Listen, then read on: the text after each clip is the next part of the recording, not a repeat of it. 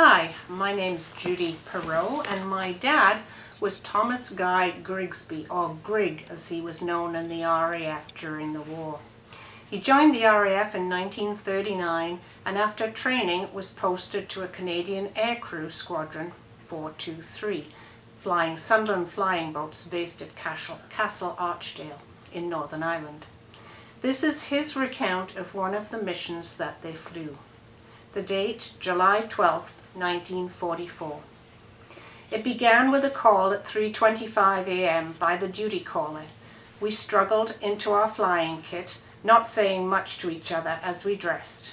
About 15 minutes after the call, transport arrived to take us to the aircrew restaurant for the customary breakfast of bacon and eggs, which at times could turn the strongest stomach. While we went to the operations room, the gunner and the engineer collected our flying rations. At the briefing, we received details of the patrol, intelligence, signals and weather forecast. Next stop was the jetty to board the launch to ferry us out to the aircraft. On boarding, we dispersed to our flight positions to check out our equipment.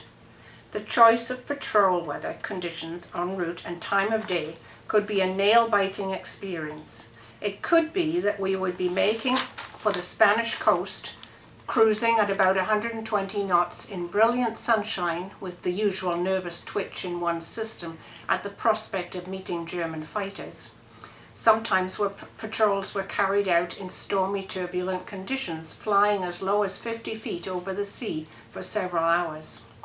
Now back to the trip that I was going to tell you about.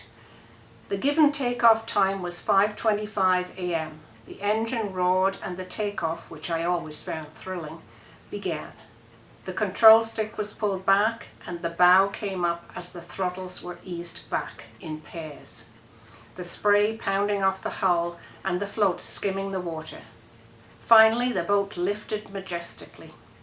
A few hours into the patrol, we contacted the Queen Mary, a large liner full of Canadians and Americans on their way to England. We identified ourselves by flashing them the letter of the day and continued on our parole into the North Atlantic. At about 9:30 a.m., the second pilot sighted a U-boat 3 miles away and on the starboard side of the plane. The skipper took control and the navigator gave me a flash report to send to the area combined headquarters. The klaxon sounded to inform the crew members that we were about to attack. The U-boat had seen us and was about to submerge. We dropped to attack height and the bomb doors, situated just under the wings, opened. The 8th depth charges ran out under the wings. The skipper pressed the button to release 4 of the depth charges, each containing 450 pounds of explosive, which were set to go off at a certain depth in the water. You never dropped all 8 at once in case you needed to make another attack.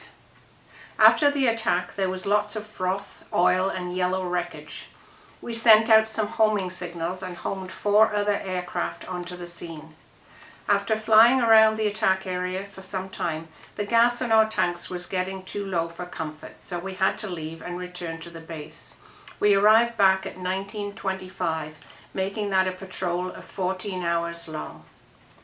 Pictures were taken by the aircraft camera, which operated at the same time as the depth charges were released. People have sometimes asked me if I was frightened.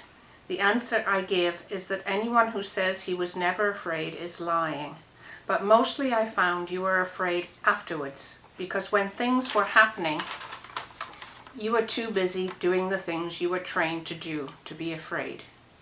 We who flew in the flying boats are members of the Webfooters Club and proud to be members.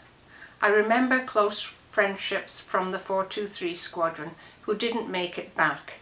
And like most veterans of any war, we didn't need a special time to remember them because their memory is always with us.